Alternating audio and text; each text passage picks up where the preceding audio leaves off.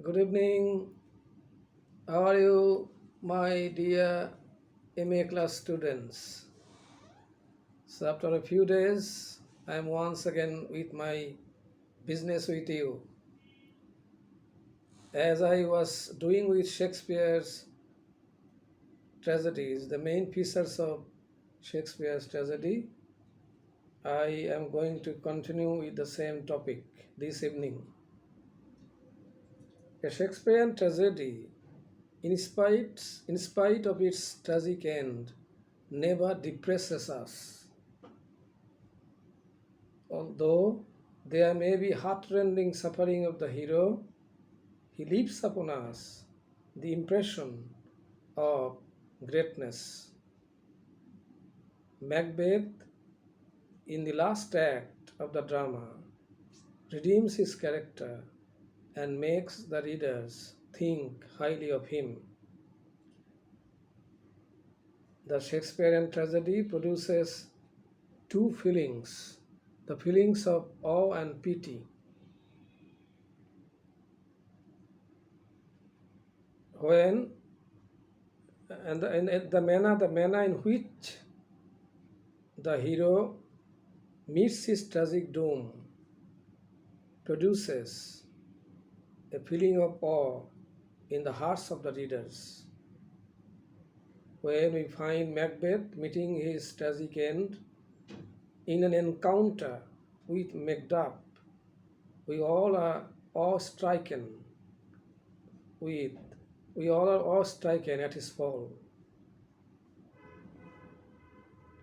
Though there may not be strict poetic justice in the Shakespearean tragedy, our moral sense is never given a shock. So later on, I will discuss poetic justice. What is poetic justice? Okay, I am going to discuss poetic justice just now. Poetic justice was a term which was coined by Thomas Rhymer, an English critic of the later 17th century, to signify the distribution of rewards according rewards or punishment, the earthly rewards in the end of literary work, the distribution of earthly rewards and punishments in proportion to the virtue and vice of the various characters. The distribution of rewards to good and punishment to evils as represented in a literary work.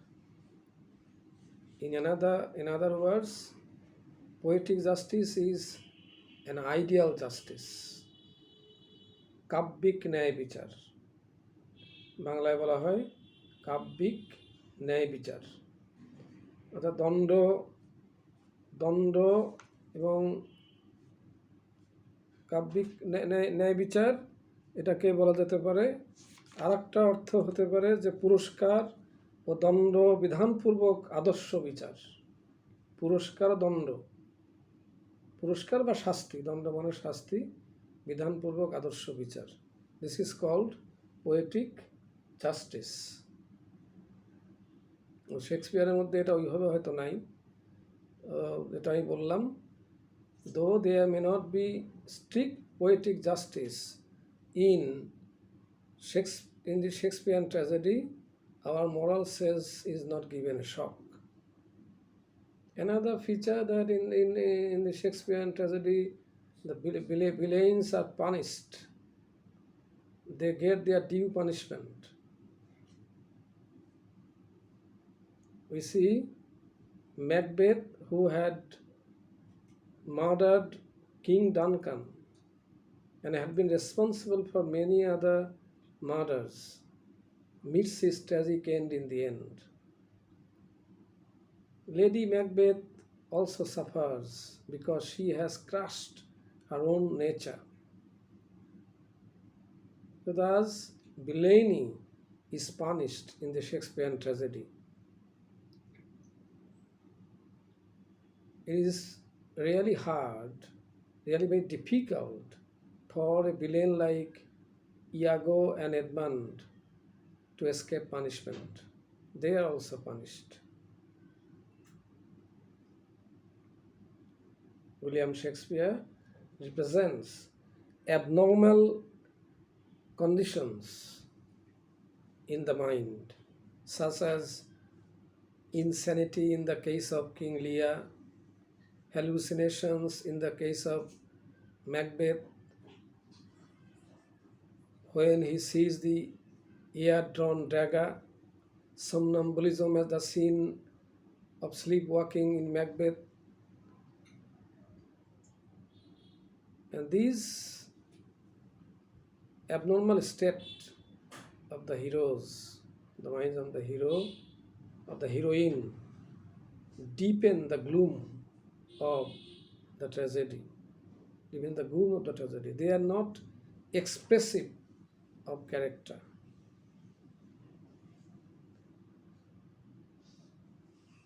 And another thing, Shakespeare introduces some form of supernatural agents in his tragedies. Supernatural agents such as witches in Macbeth, ghost in Hamlet, we see,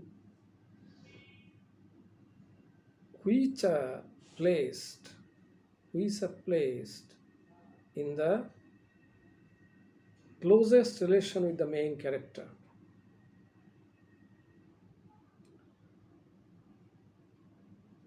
Supernatural agents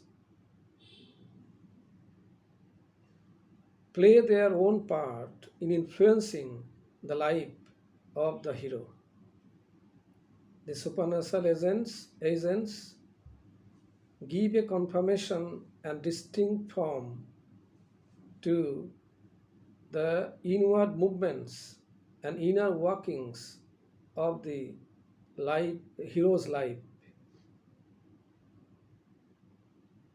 The witches, you see the witches in Macbeth and the ghost in Hamlet mold the character of the hero to some extent and prepare him for his tragedy. So, ladies and gentlemen, dear students, this is how I can going to wind up this session for this morning. And after two or three days, I will be with you to give you idea about something else. Thank you very much.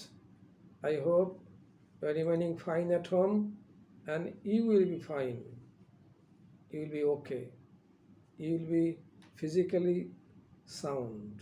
Thank you very much. Until then, it's a very goodbye.